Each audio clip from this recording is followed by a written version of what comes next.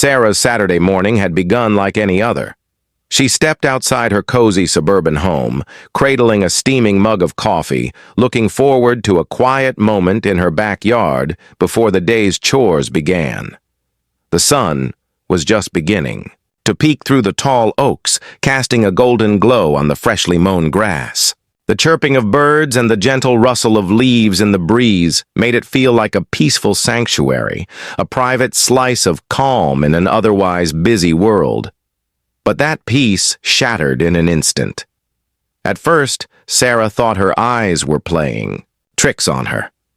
Off in the corner of her yard, near the old maple tree that marked the boundary of her property, a group of workers were unloading bright, colorful playground equipment. Swings, slides, climbing structures, all being assembled, with loud hammering and clanging. The cheerful red and yellow colors seemed grotesquely out of place amid her neat garden beds and manicured lawn. Her heart skipped a beat. That playground was on her land, right on the edge of the fence that separated her backyard from the community park, but clearly inside her property line. She knew her deed like the back of her hand. This was her space, private, peaceful, and carefully maintained for years. No one had ever even hinted at building anything here, let alone a noisy playground, full of children's laughter and chaos. Sarah's hands tightened around her coffee cup. Was this some kind of mistake? A mix-up in property lines? Or worse, had the homeowners association simply decided they had the right to do this without asking? Without a moment's hesitation, she strode toward the workers, her voice sharp, with disbelief. "Excuse me, who gave you permission to build here?" she demanded. One of the workers, a middle-aged man with a grease-streaked baseball cap, paused mid-hammer. He wiped his brow and pointed vaguely down the street. "The HOA approved this, said it was for the community. Something about improving the neighborhood park." Sarah's stomach churned. She had attended every HOA meeting for years and had never heard a word about this project, let alone anything about putting a playground on private property. She pulled out her phone and dialed the HOA president's number, her fingers trembling with a mix of anger and disbelief. Minutes later, she was standing in the sleek HOA office facing a man named Greg, who was president of the board. His calm, rehearsed smile did little to reassure her. "Sarah, it's a community benefit," he said smoothly. "We have the neighborhood's best interests at heart. We thought it was a win-win." Sarah cut him off. "Win-win? Greg, this is my property. I never agreed to this. Where is the permission? The documentation? Any official vote? Because from where I'm standing, this is trespassing." Greg's smile faltered for a second before he recovered. "The paperwork is still being finalized, but we wanted to get a jump on the project, you know, to avoid delays." "But you don't own this land," Sarah said, her voice rising. "You can't just take it and build whatever you want." Greg shrugged, his eyes flicking toward the door as if ready to end the conversation. "Let's be reasonable, Sarah. The community needs this playground. It's a small compromise for a greater good." Sarah felt a cold knot tighten in her chest. Something about this felt wrong. Not just the trespass, but the casual dismissal of her rights, the lack of respect or communication.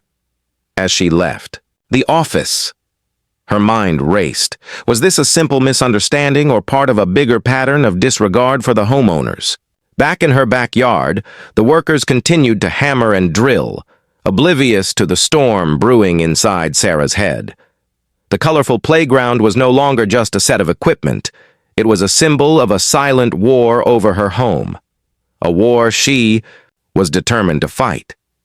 But as the sun climbed higher, so did the stakes. Sarah didn't yet know that this fight would challenge everything she thought she knew about her neighborhood, her neighbors, and the very authority of the HOA itself. Sarah's mind was racing as she drove home from the HOA office. The conversation with Greg replayed over and over in her head like a broken record. No paperwork, no permission, No respect for her property. Yet the playground was still going up, right there on her land, as if she didn't exist.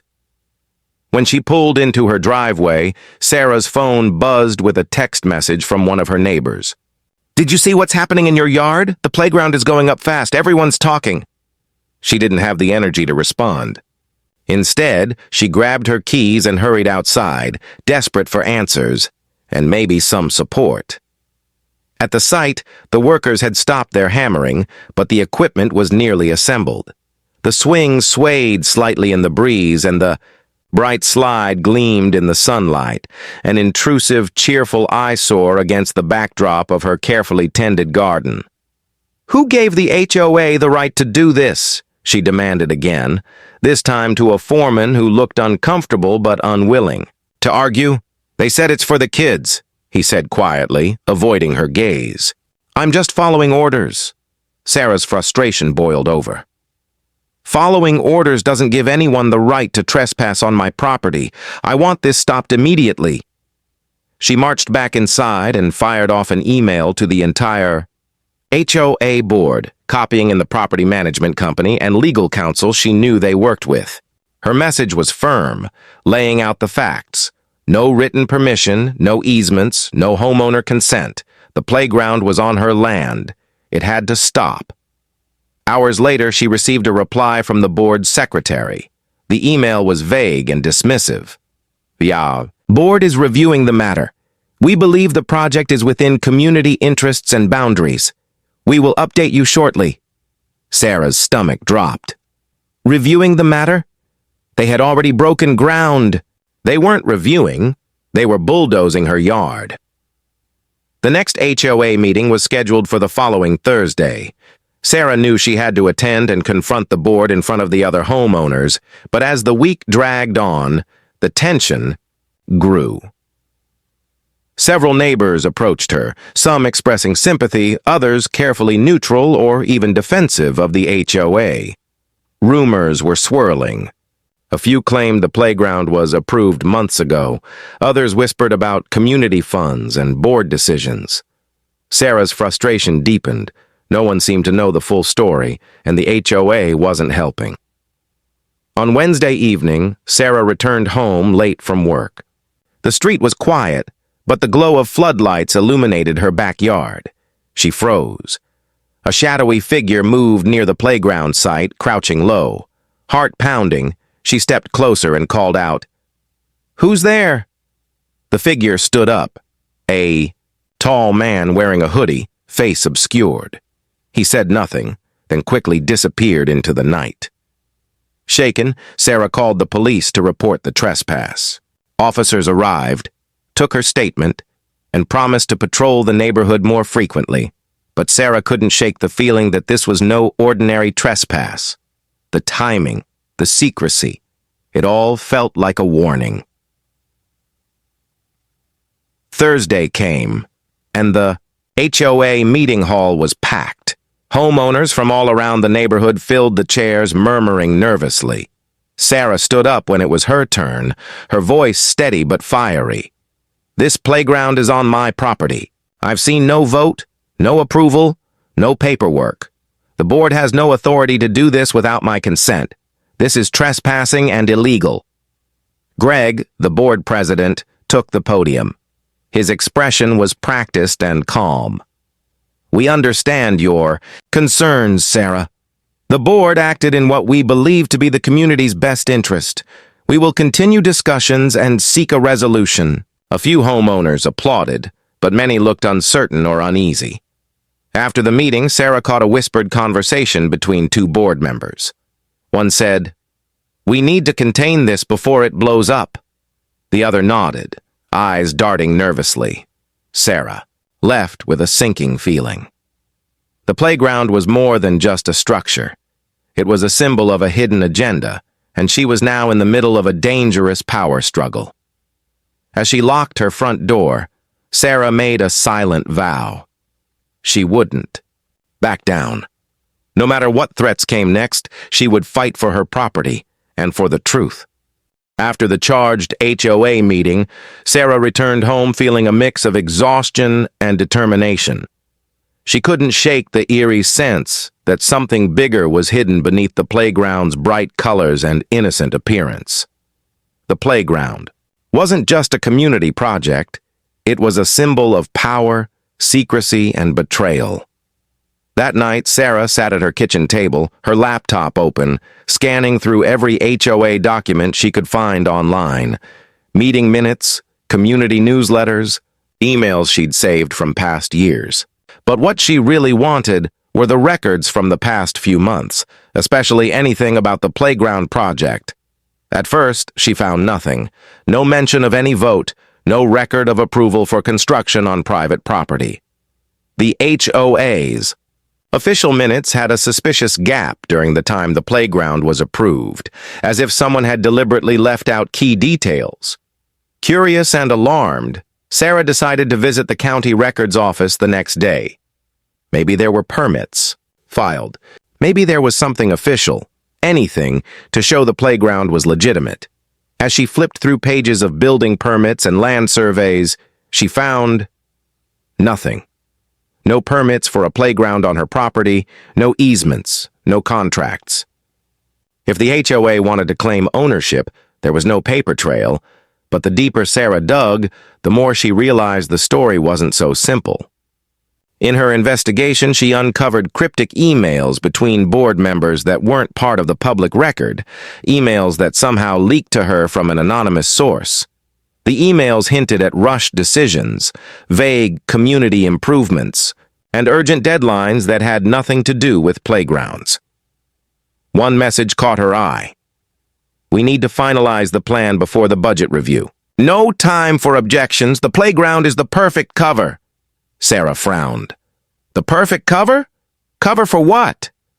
Her mind raced. Why was the playground so urgent? Why hide the details? And who was behind this push to build on her land without consent? The more she read, the clearer it became. Someone inside the HOA was rushing this project for reasons no one wanted public. Maybe it was about money, maybe something else entirely. That night, Sarah barely slept. Her phone buzzed again with a text from an unknown number. "Stop digging, Sarah, it's not worth it." Instead of fear, the message fueled her resolve. She knew the only way to protect her property and uncover the truth was to keep pressing. Over. The next few days, Sarah reached out to neighbors, hoping to find allies. To her surprise, some had noticed odd things. Meetings held in secret, whispered conversations, unusual financial statements. One neighbor, Tom, who had been on the HOA board years ago, agreed to meet her privately. "There's been a lot of shady business lately," he said, lowering his voice. "I left the board because I couldn't stand the way some decisions were made behind closed doors. This playground? It's just a distraction." "There's something bigger going on." Sarah leaned in, heart pounding. "What do you mean?" Tom shook his head.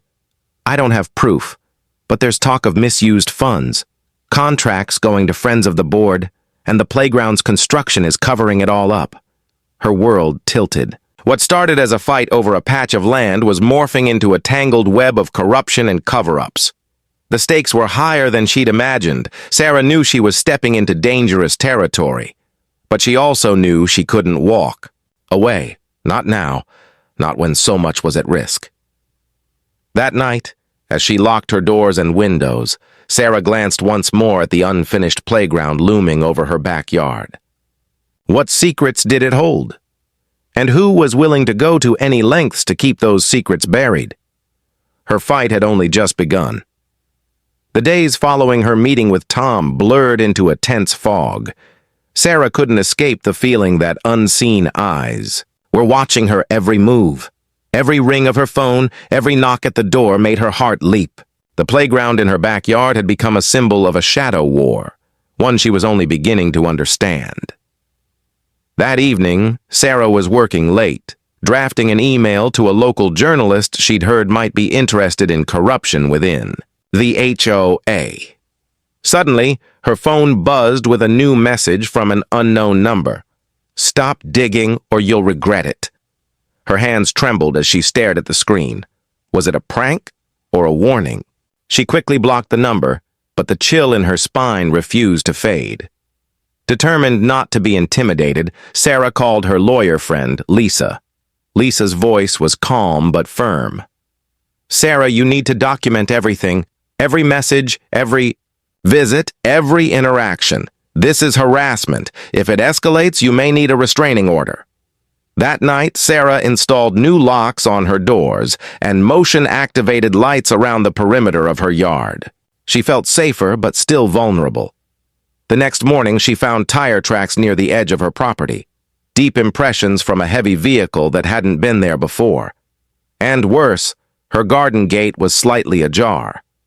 Was someone watching? Her? Testing her? At the HOA meeting a week later, the tension was palpable. Sarah's revelations about secret emails and possible corruption had spread quietly through the neighborhood.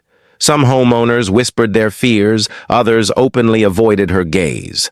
When Sarah rose to speak, she noticed Greg, the board president, watching her with an unreadable expression, half irritation, half calculation.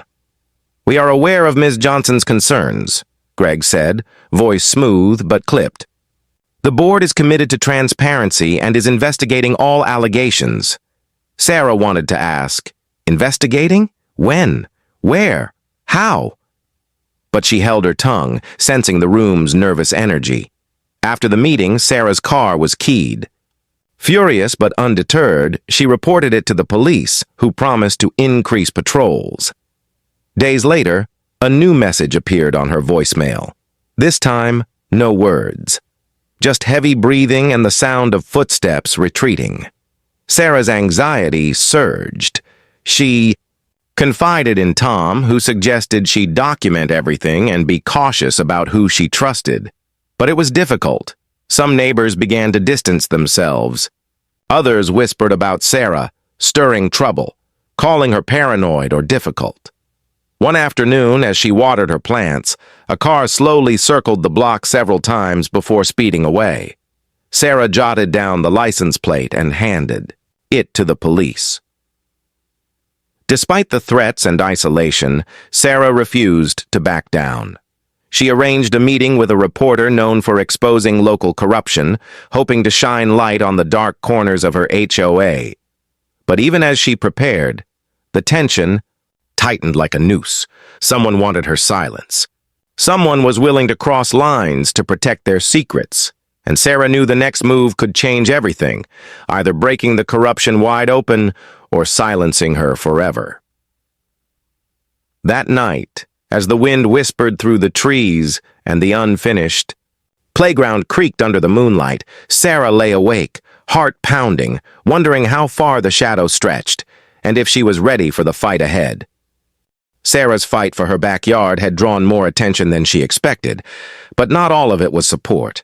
The playground, once a simple nuisance, had become a flashpoint that divided the entire neighborhood. And to Sarah's dismay, some neighbors weren't just indifferent. They were actively turning against her. It began with small things, whispered comments as she passed on the street, cold shoulders at community events. Then came the direct confrontation. One late afternoon, as Sarah was trimming her rose bushes, her next-door neighbor, Linda, approached. Linda was usually friendly, the kind of neighbor who baked cookies and waved from her porch. But today, her smile was tight, her eyes sharp. "Sarah," Linda said, voice low and tense, "I don't understand why you're making such a fuss about the playground. It's for the kids. The community needs it. Don't you care about the neighborhood?" Sarah paused, taken aback. "Linda, it's not about the playground itself. It's about them building it on my private property without permission. That's illegal and disrespectful." Linda shook her head, stepping closer. "You're being selfish. We're all supposed to share this neighborhood.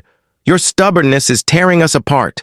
People are talking, saying you're causing problems for everyone." Sarah's throat tightened. The playground was supposed to unite the community, but instead, it was driving a wedge between her and the people she'd called neighbors for years. The confrontation left her shaken. Later that night, Sarah's phone buzzed again, a message from an unknown number. Stop making enemies. It won't end well for you. The thin line between harassment and intimidation was blurring. Days passed, and the tension grew thicker. Sarah found flyers slipped under her door with anonymous accusations, calling her a troublemaker, the enemy of the neighborhood. Social media groups buzzed with heated debates. Some supported her stand, but many criticized her for rocking the boat. Even her closest friends urged caution. "Maybe it's better to let this go," one said. "The HOA is powerful. You could lose more than just your yard." But Sarah couldn't back down. The playground was a symptom of a larger problem, one that threatened the integrity of the entire community. She owed it to herself and to every homeowner to expose it. At a community picnic, Sarah stood near the edge of the crowd, watching children play on the playground. Laughter filled the air, but the joy felt hollow to her. The playground was a battleground, and every cheerful shout reminded her of the fight she was forced into. Then, unexpectedly, Linda approached again. This time her tone was different, less judgmental, more cautious. "I've been thinking," Linda said quietly. "Maybe we've been too quick to judge you. But the board, they told us things. They paint you as the problem. I don't know what to believe." Sarah looked at her, hope flickering. "I want to show you the truth. It's bigger than the playground. There's corruption, cover-ups. We have to stand together if we want to fix this." Linda hesitated, then nodded slowly. "All right, I'll listen." It was the first crack in the wall of isolation, but not everyone was so willing to change. That night, Sarah found her garden gate vandalized, slashed with deep cuts, a message scrawled in crude letters. "Keep quiet or else." Fear gripped her, but so did resolve. This was no longer just a property dispute. It was a war of wills, and Sarah was determined to win. As she looked out over the playground from her window, the bright colors no longer seemed innocent. They were a challenge, a gauntlet thrown down by those who wanted to silence her. And Sarah knew one thing for certain. She wouldn't stop fighting. Not for her land, not for her community, and not for the truth. Sarah's days were a whirlwind of phone calls, emails, and whispered conversations. The playground had become more than a symbol. It was a battleground for the soul of the neighborhood. The threats and harassment only hardened her resolve, but the isolation weighed heavily. Then Linda, her neighbor who had reluctantly started to listen, invited Sarah to a secret meeting. "I can't say much here," Linda whispered over coffee, eyes darting nervously around the busy cafe. "But some of us on the board are worried. Not all of them, just a few. They want to stop this before it gets worse." Sarah leaned in, heart pounding. "Stop what? The playground? The construction?" Linda shook her head. "The corruption. The shady contracts. The money disappearing. The playground is a cover-up, but it's not the worst of it." Sarah's mind raced. "Why would they invite me to this meeting? What do they want?" Linda looked around again before speaking. "They want to find a way to make this go away quietly. They're afraid you might expose everything. So they want to talk, behind closed doors. But you have to be careful. Some on the board would rather see you gone than face the truth." Fear and hope tangled inside Sarah. This could be her chance to uncover what was really going on, or a trap to silence her. The night of the meeting arrived, held in a small, dimly lit community room. Only a handful of board members showed up, faces grim and cautious. Greg, the board president, was there too, his calm smile thinner than usual. Sarah opened the floor. "I want the truth. I want to know what's happening with the playground. With the funds? With the property lines? No more lies." A tense silence followed before one of the quieter board members, Mark, spoke up. "There's been mismanagement, yes. Contracts awarded without bids. Money diverted to personal accounts. The playground was rushed to distract the community while other deals went unnoticed." Greg interjected sharply, "Mark, that's enough." But Mark continued, "I'm tired of the lies. The playground is just the tip of the iceberg. If this gets out, the entire board could be exposed. Sarah felt a surge of vindication, but knew this was only the beginning. Then we need to fix it. The playground can't stay where it is. It's built on private property, and the corruption needs to be stopped. Greg's expression darkened. You're making this personal, Sarah. We're trying to protect the community. Protecting the community doesn't mean stealing from it, Sarah said firmly. The meeting ended with promises to investigate, but Sarah left feeling uneasy. Greg's cold glare followed her out the door. She knew he was capable of anything, to keep his secrets safe. The next morning, Sarah's mailbox was filled with anonymous letters warning her to back off or face consequences. But this time, she didn't feel alone. Linda had agreed to help her, and Tom was gathering evidence from former board meetings. Together, they planned to expose the truth to the entire neighborhood, no matter the cost. But as Sarah looked out, her window at the playground looming over her yard, she knew the final showdown was coming, and it would change everything. The days after the secret meeting were a whirlwind of cautious planning. Sarah, Linda, and Tom worked in quiet corners, gathering evidence and talking to neighbors who were beginning to question the board's integrity. The community was on edge, the undercurrents of suspicion growing stronger. One evening, as Sarah returned home from a late meeting with a local journalist, she found a man waiting by her front gate. His face was unfamiliar, but his presence felt deliberate, like a puzzle piece dropped unexpectedly into the middle of her fight. "Are you Sarah Johnson?" he asked, voice low but steady. She nodded cautiously. "Yes. Who are you?" "My name is Eric," he said, flashing a badge she didn't recognize at first. "I'm with the county inspector's office. I've been looking into the playground project." Sarah's heart skipped a beat. "What have you found?" Eric looked around before speaking, lowering his voice. "There are a lot of irregularities. No permits, no proper approvals, and evidence of financial misconduct linked to the HOA board." Sarah felt a surge of hope. "I have emails, witness accounts, proof of corruption." Eric nodded. "Good. We're preparing a formal investigation. But you have to be careful. The people involved have a lot to lose." Over the next few days, Eric worked with Sarah and her allies, reviewing documents and conducting interviews. The county inspector's involvement brought new energy to the fight, but also new dangers. Late one night, Sarah's phone rang. Eric's voice was urgent. "Sarah, there's something you need to know. The playground isn't just a cover-up for financial misconduct. There's more, something that could implicate people beyond the HOA." Sarah's pulse quickened. "What do you mean?" "There are links to a development company planning to buy large parcels of land in the area. If the playground stands, it could affect zoning decisions and property values in ways that benefit a few powerful people." Sarah stared at the dark window, the playground's shadow stretching across her backyard. The stakes were higher than she'd ever imagined, but Eric warned, "We have to move carefully. You're not just fighting an HOA now. You're challenging a network that spans beyond this neighborhood." Days later, Sarah received a visit from Greg, the board president. His demeanor was less hostile than before, almost conciliatory. "Sarah," he said quietly, "I know you've uncovered a lot. I'm here to make a deal. Let's find a way to resolve this without destroying the community." Sarah met his gaze, searching for sincerity, but found only calculated coldness. "I want the playground removed from my property," she said firmly, "and the corruption exposed." Greg smiled thinly.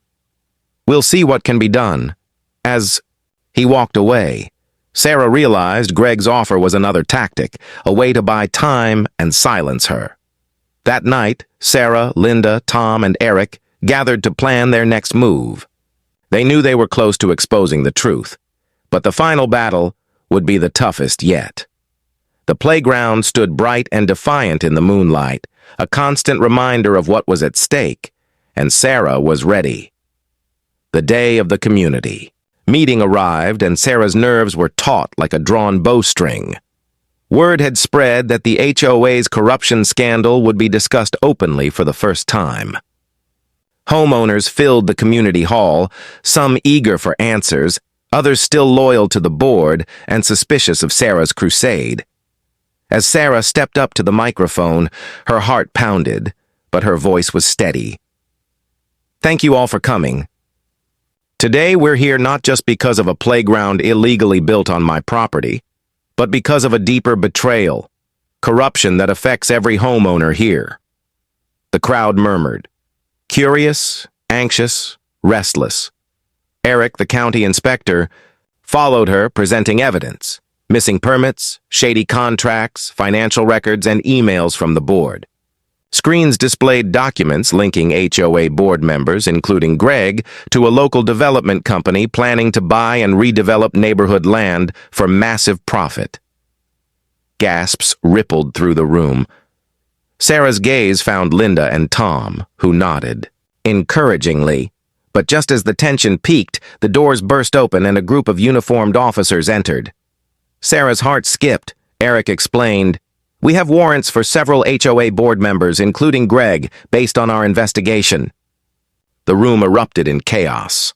Greg's face went pale, his confident facade shattered. Sarah watched as the board members were led away in handcuffs, the weight of their deceit finally exposed. Then came the twist. As the hall emptied, Sarah received an anonymous envelope. Inside was a detailed map showing a hidden easement, an old, forgotten path granting limited community access through her property, legally permitting a small recreational area. The playground itself, however, was not on the easement but entirely on her private land. The letter concluded, "Use this wisely. The community deserves a playground, but not at the cost of your rights." That night, Sarah stood on her porch, looking at the now empty playground. The battle was won, but the neighborhood was fractured, trust broken. She realized that justice wasn't just about winning, it was about rebuilding together. In the weeks that followed, Sarah worked with neighbors to negotiate a new community. Playground on public land with transparent funding and democratic oversight. Her fight had sparked change beyond her property line. The playground in her backyard was removed, replaced by a small garden. Her quiet victory. But Sarah knew the real triumph was reclaiming the spirit of her community. And as the sun set over the neighborhood, she felt hope bloom anew, stronger than any playground ever could.